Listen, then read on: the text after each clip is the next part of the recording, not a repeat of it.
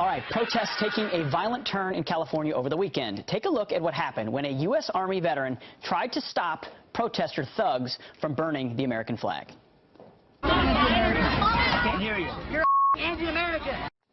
He tells the vet he's an anti-American. Well, U.S. Air Force veteran Daryl Tempesta was also at the rally in Berkeley. He joins us now.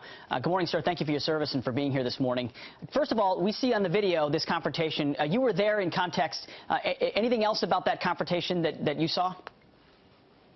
Yeah, I saw a lot. I saw a lot of disrespect, and it really offended me as a veteran and as an American. And I would like to say that the gentleman in the wheelchair, he did his part. He came out and he stood up for free speech and in protecting the Constitution, the best way that he could. And basically, these thugs that came out were just looking for violence so they could get their 3-second soundbite or their photographs. Well, and they're so tough and courageous that they won't show their faces. Of course, so you guys had a rally scheduled at noon at a park in Berkeley. So these anti-fascist thugs scheduled their own protest at 10 o'clock and then incited violence. What were you guys there to rally around?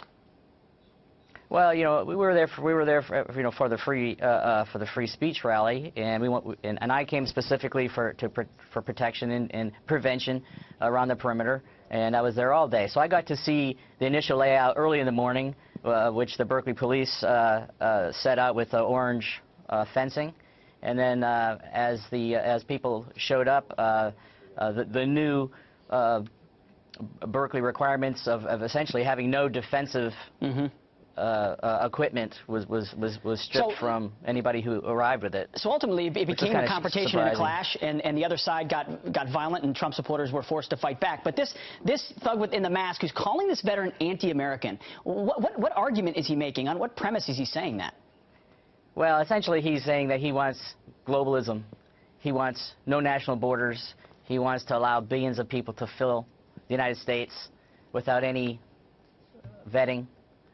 Essentially, and that's not what veterans sign up for when they agree to risk their lives for essentially a lawful, orderly society, and there are forces that are against that. Yeah. Surprisingly. So what you're saying is the fault lines remain the same. You've got globalist, open border folks challenging veterans and others who say, I want to have a country that I believe is special and I want to protect the flag.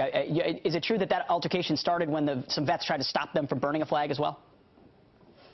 Well, I was across the park, so I'm not completely.